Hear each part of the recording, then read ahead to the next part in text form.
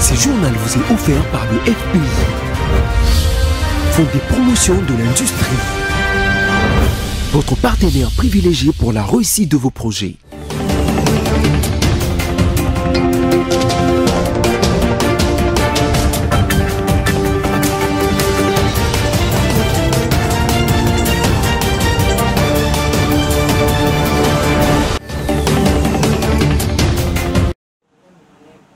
Bonsoir mesdames, messieurs, bienvenue dans cette édition de journal. Tout de suite les sommaires.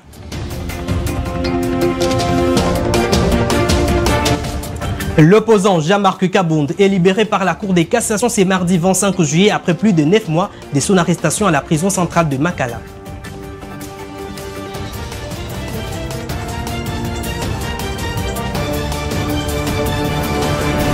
La CNI annonce à l'opinion nationale congolaise qu'elle lance à partir du 2 août 2023 l'opération de délivrance progressive des duplicata de la carte d'électeur.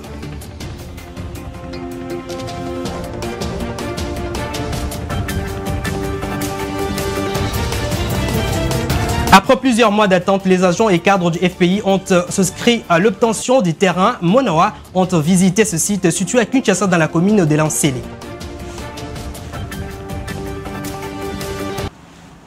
Mais tout d'abord, l'opposant Jean-Marc Kabound est libéré par la Cour de cassation ce mardi 25 juillet 2023 après plus de 9 mois de son arrestation à la prison centrale de Makala pour diffamation contre le chef de l'État Félix Tshisekedi lors de sa sortie médiatique du 18 juillet 2022. Nous y reviendrons dans nos prochaines éditions. Les commissaires provinciaux de la police ville de Kinshasa, Blaise Kilimbalimba et le vice-premier ministre de l'Intérieur sécuritaire et affaires coutumières Peter Kazadi ont dévoilé au cours du briefing tenu dans la soirée du lundi 24 juillet 2023 au stade Tata Raphaël les mesures sécuritaires prises pour assurer la sécurité des athlètes et autres invités dans la ville de Kinshasa durant les 10 jours des Jeux de la francophonie. Dans les plans, on était aussi conscient de cette situation et on a pris l'initiative depuis dimanche et samedi plutôt, d'inviter les partenaires qui concourent à la circulation routière, notamment la SECO, la CHACO et les WEWA. Et on les a parlé de la nécessité de changer les comportements en respectant les codes de la route. Et ça a été. On a projeté des images, on a parlé des embouteillages qui existent même dans des pays qui ont des métros. Et qu'il fallait seulement avoir un comportement qui pouvait faciliter que, même s'il y a un embouteillage, que ça marche quand même. Et ça a été. Donc je demande à tout le monde d'avoir confiance à ces plans. Et ce matin, nous sommes allés l'expérimenter. Nous avons trouvé qu'il fallait rendre libre les carrefours. Nous avons choisi l'axe de l'aéroport jusqu'aux différents sites comme modèle. Comme ça, et on a essayé à Pascal, on a dégagé tous les sautes-moutons et tout ce qui s'y passait. On a décalé ou délocalisé les arrêts jusqu'à les pousser un peu plus loin pour éviter les refoulements. Et ça a été. Je crois que les curieux ont constaté que la circulation était... Prenant ces communiqués, la CNI annonce à l'opinion nationale congolaise qu'elle lance à partir du 2 août 2023 l'opération de délivrance progressive et de duplicata de la carte d'électeur. Suivez. Conformément à l'article 27 de la loi numéro 04/028 du 24 décembre 2004 portant identification et enrôlement des électeurs en République démocratique du Congo. Après l'opération de révision du fichier électoral, le duplicata de la carte d'électeur sont délivrés uniquement aux antennes de la CNI situées au chef-lieu de chaque territoire et dans le ville. La délivrance des duplicata concerne aussi bien les électeurs qui ont perdu leur carte que ceux détenteurs des cartes d'électeurs dont les écrits s'effacent au fil des jours. Pour l'électeur ayant perdu sa carte d'électeur, la procédure à suivre pour l'obtention d'un duplicata est la suivante. attesté cette perte auprès d'un officier de police judiciaire, OPJ, qui lui délivre un procès verbal de perte de la carte d'électeur. Il se présente ensuite à l'antenne de la CNI du ressort de son centre d'inscription muni d'oudit procès verbal. Il sera appelé à remplir un formulaire de demande de duplicata si le chef d'antenne de la CNI ou son délégué confirme qu'il était bien inscrit à l'un des centres d'inscription du ressort de l'antenne.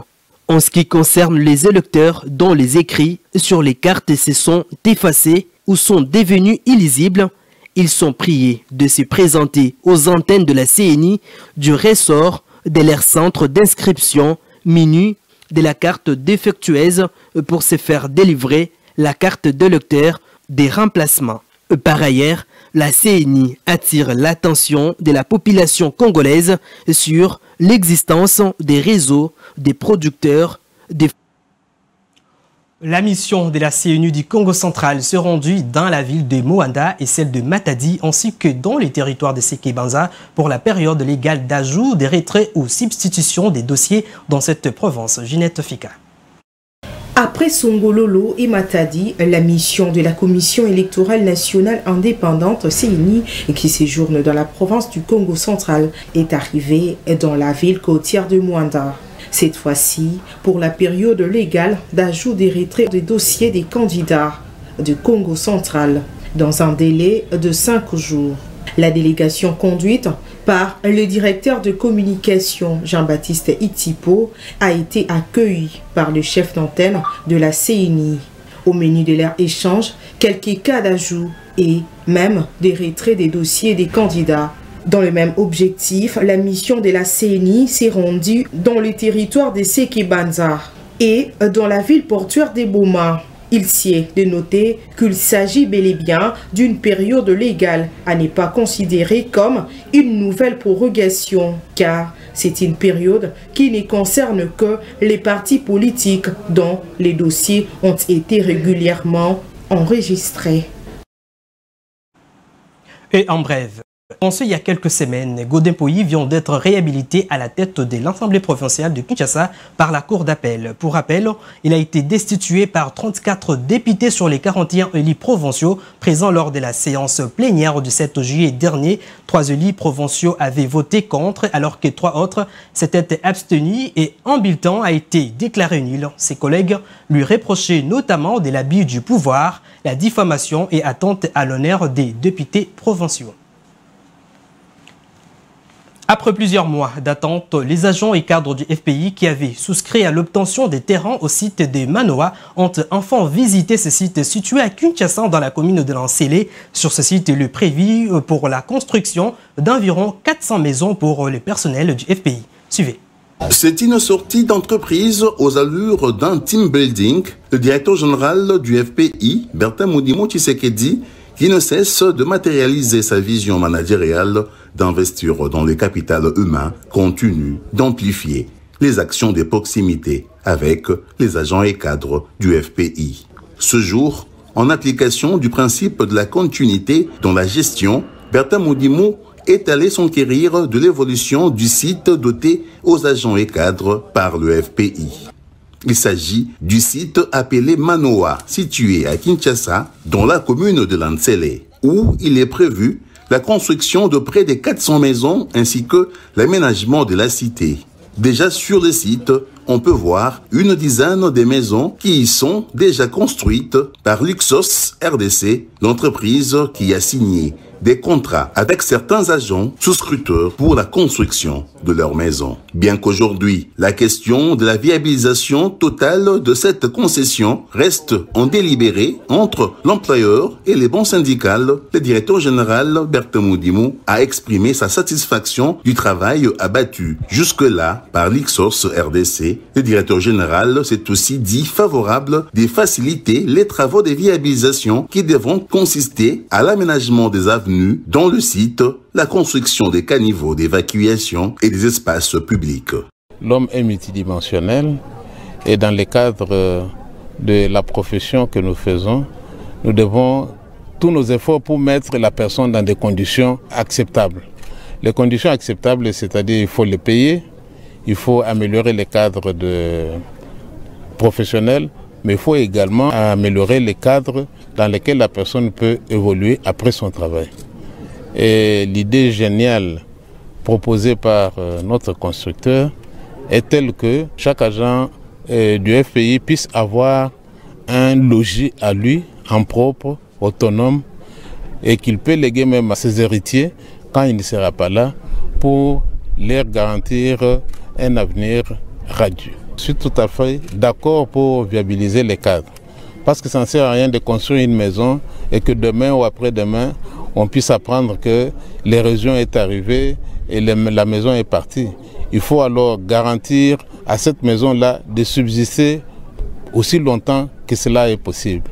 C'est pourquoi je suis d'accord pour la viabilisation du cadre et nous allons tout mettre en œuvre pour que cette viabilisation soit opérée et qu'elle profite en tout cas à tous les travailleurs de FPI. Pour sa part, Charles Banzé, le chef du personnel et membre de la commission d'attribution des terrains, est revenu sur quelques inquiétudes exprimées par bon nombre d'agents souscripteurs qui ont fait ce déplacement. Parmi ces inquiétudes, il faut relever le redimensionnement des terrains de 3 arts à 4 arts, tels que mentionnés dans le contrat des locations de terres signé par les agents souscripteurs. En fait, il y a eu redimensionnement des parcelles.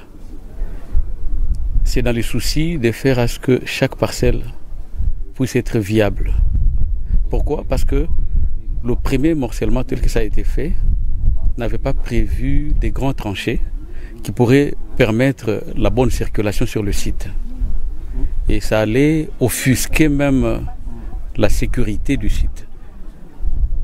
Par exemple, si quelqu'un a un visiteur et les véhicules de son visiteur restent devant la porte, ça allait bloquer la circulation de tout le site.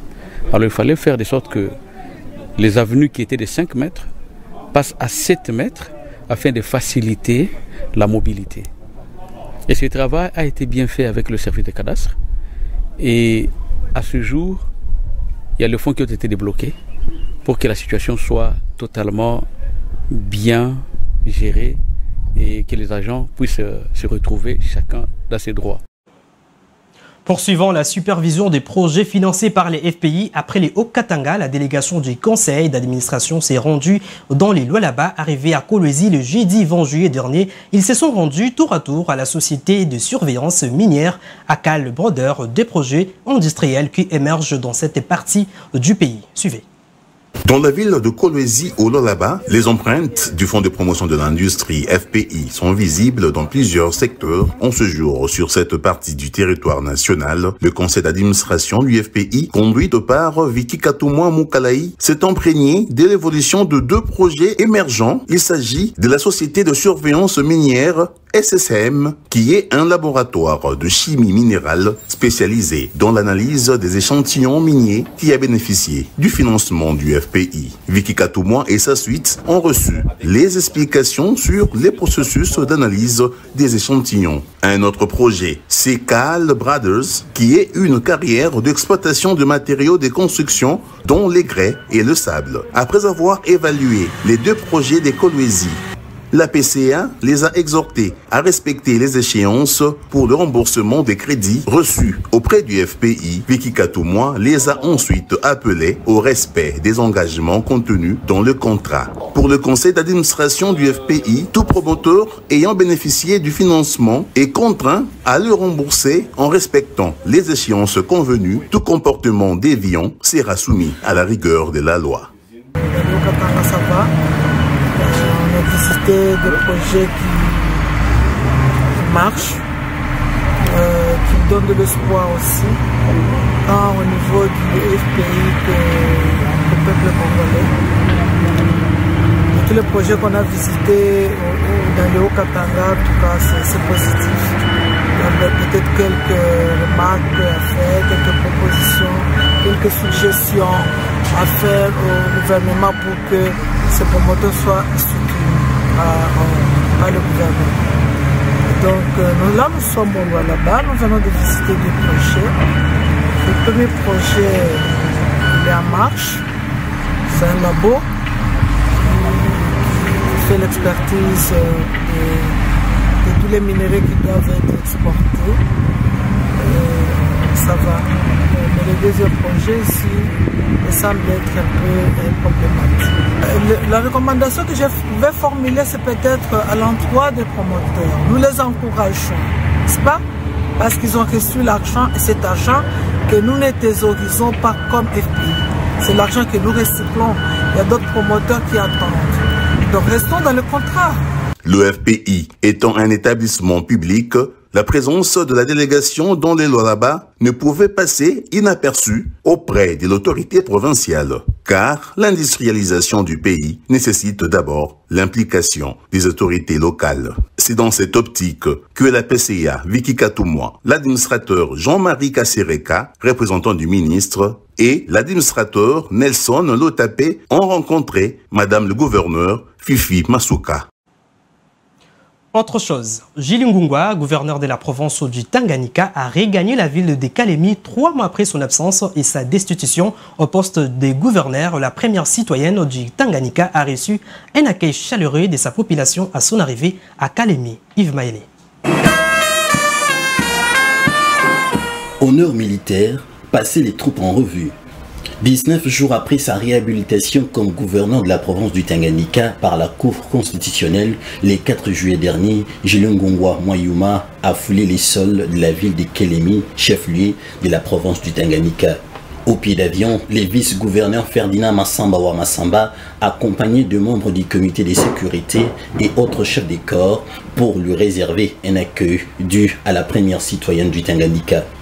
Le membre de son gouvernement, les députés provinciaux, le chef des divisions de l'administration publique, les autorités coutumières, les responsables de partis politiques membres de l'Union sacrée de la nation implantée au Tanganyika, les chefs des confessions religieuses et la société civile ont aussi effectué les déplacements de l'aéroport de Kainga pour l'accueil de la gouverneure réhabilitée. Une marée humaine avec drapeau de partis politiques flottants dans le vent a manifesté leur soutien par une forte présence à l'arrivée du Gilles Ngungwa Mwayuma et qui porte la vision du chef de l'État, Félix Antoine Tshisekedi Tshilombo, pour la province du Tanganyika. Humide, comme on peut le lire sur son visage, la gouverneure Gilles Ngungwa s'est arrêtée à Kisimwe pour communier avec sa population. En bande chrétienne, Gilles Ngungwa a prêché le pardon et l'unité pour les développements participatifs de la province du Tanganyika. Elle a profité à cette occasion pour inviter sa population à réserver un accueil chaleureux au président de la République qui se rend dans les tout prochains jours à Kalemi dans le cadre de la 10e conférence de gouverneurs qui se tiendra cette fois-ci dans la capitale de la province du Tanganyika.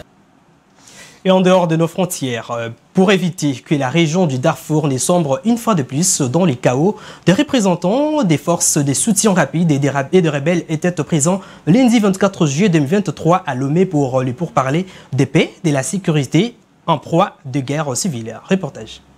Lomé, la capitale togolaise, a abrité lundi des pourparlers de paix sur la crise soudanaise, notamment sur le sort de la région du Darfour, déjà en proie à des décennies de guerre civile avant la dernière dispute qui oppose les principaux généraux. À cette réunion, des représentants des factions rebelles de cette région et des forces de soutien rapide présentes appelaient à la fin du conflit. Nous recherchons tous la paix. Le peuple soudanais recherche la paix. Le peuple soudanais souffre de la guerre depuis des décennies dans des régions comme le Darfour, le Nil bleu dans le sud et dans l'est du Soudan et maintenant dans la capitale Khartoum.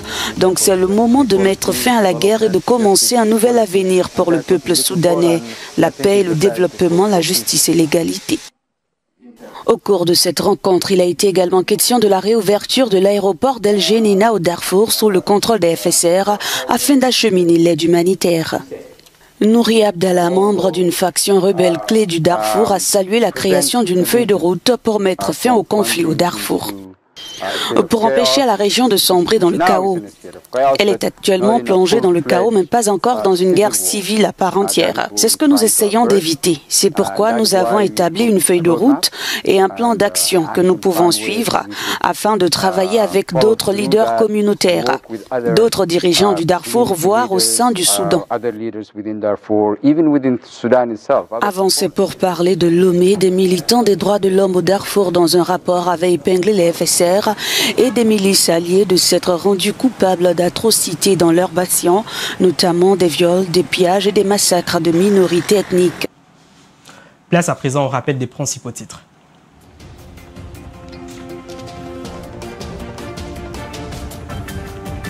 L'opposant Jean-Marc Kabondé, libéré par la Cour des cassations, c'est mardi 25 juillet 2023, après plus de 9 mois de son arrestation à la prison centrale de Makala.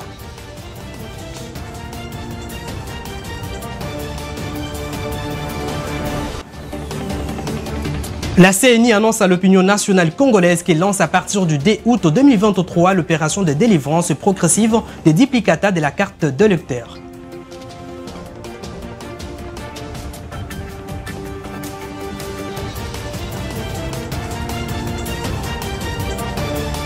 Après plusieurs mois d'attente, les agents et cadres du FPI qui avaient souscrit à l'obtention des terrains des sites de Manoa ont enfin visité ce site situé à Kinshasa dans la commune de Lansele.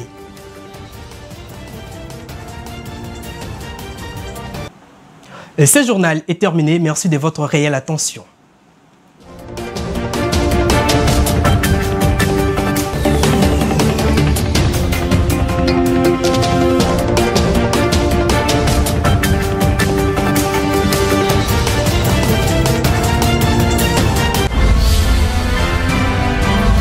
Ce journal vous a été offert par le FPI, Fonds des promotions de l'industrie. Votre partenaire privilégié pour la réussite de vos projets.